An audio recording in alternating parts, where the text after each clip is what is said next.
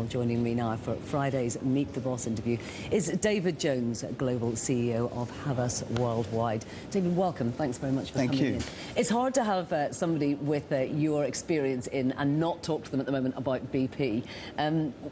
Their reputation clearly is terribly important to their future.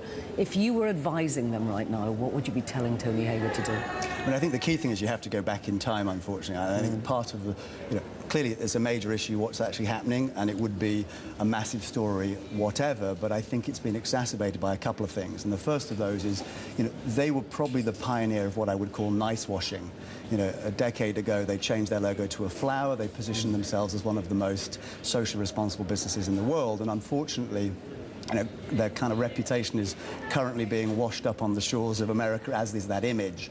And I think the other thing is, in the social media world in which we live, transparency, authenticity and speed are the three key rules. And I think they haven't really been any of those three things. So I think the first thing is, need to go back into, the oil industry, it's a tough business. No one says it's easy, but you don't have to change your logo to a flower and position yourself as the kind of company you're not. And I think they overpromised and underdelivered on that. Right, so it's not, everybody thinks that the idea that, being corporately responsible is nice. As a consumer, you like to think that what you're buying is ethically sourced. Absolutely. But on the other hand, companies really have to deliver on that promise. Is that what you're saying? It's not enough just to, as you say, have a logo and say, oh, we're very nice. It has to actually matter. They have to change the way they do business. I think for me, we're into the third age of socially responsible business. The first stage was all about image, so companies did it to change their image.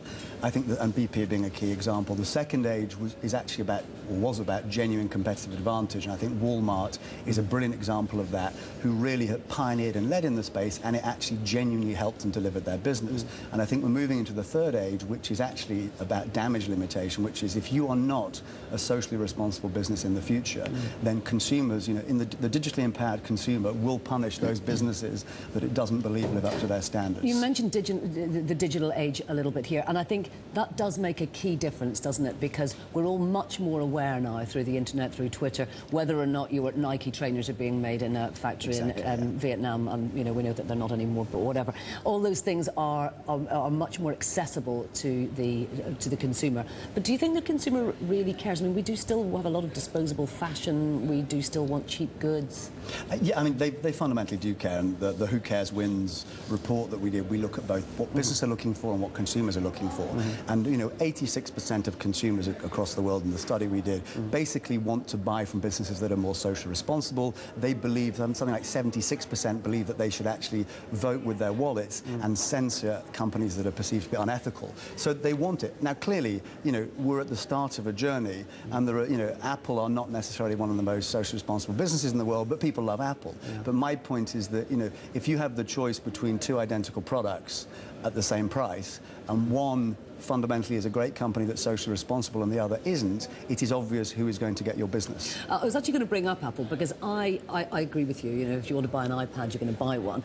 But on the other hand, what's been happening in Shenzhen, and, I think maybe 10 years ago that really wouldn't have worried Steve Jobs, because it is a little tiny component that's been sourced out. Now that really is a big issue, and everybody's talking about it. Yeah, and it becomes a big issue. And I think, look at what happened with Nike when they had all the problems around factories. They became incredibly transparent. They actually published all the data of where they were making, and it made them a better company. And I think my fundamental belief is that we're going into a very good period for business, because the businesses that are most successful in the future will be the ones that are the most socially responsible, and that will be driven by the digitally empowered consumer and their ability through social media to actually impact and have a role. And I think people today believe that they can control companies through brands and how they purchase in a way that they potentially can't control governments. Now, you're CEO of a global company. Yeah. When you look around the world, are you seeing different trends in advertising depending on where you are? Or is it wrong to say that perhaps the West has got a more sophisticated view of advertising? I think globally, the two things that our clients are very interested in, social media and social responsibility. And that's pretty much at a sort of summary level now, I think in markets like China, India, you know, there's just such rapid growth having happened and happening again in those markets that it's much more just kind of surfing the top of the wave. I think in markets such as Europe, which is a lot softer at the moment, it's how do we drive and deliver growth. But I think the digital revolution is happening everywhere and dramatically changing not only the nature of, you know, I think we're living through the social revolution, and people in 100 years will learn about the social revolution in the way that we learned about the Industrial Revolution. And that really is affecting, I mean, are you seeing an awful lot of these messages of corporate responsibility affecting a younger generation? Yes, I mean, we founded our kind of CSR play as a thing called One Young World, which I founded with Kate Robertson, my partner in the UK at the start of this year. And it's basically the Davos for young people. So we brought together nearly 1,000 under 25-year-olds, brilliant from 110 countries around the world, with councillors such as Kofi Annan, Desmond Tutu, Mohammed Yunus, Bob Geldof.